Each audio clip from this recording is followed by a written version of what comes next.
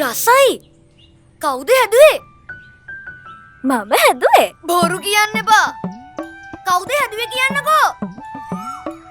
අක්කේ. කියන්නකෝ කවුද හැදුවේ? අම්මා. අම්මා? ගෙදරමද හැදුවේ? ඔව්. ඇයි ඔච්චර පුදුම වෙලා? නෑ ඉතින්. මම මේවා මීට කලින් කාලා නෑනේ. ඔය පුතේ උඩ බැලුම්. ඕවා හදන හැටි මට කියලා දුන්නේ මගේ අම්මා. මගේ අම්මා මට කියලා දුන්නා. එතකොට මේ මොනවාද? ඔය තියෙන්නේ මුකුළු කැවුම්. මේවත් රහිනි.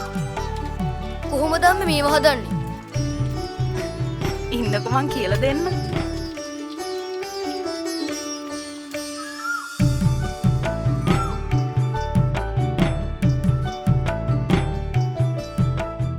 අම්මා එක්ක ගෙදර හදමු අවුරුදු රස.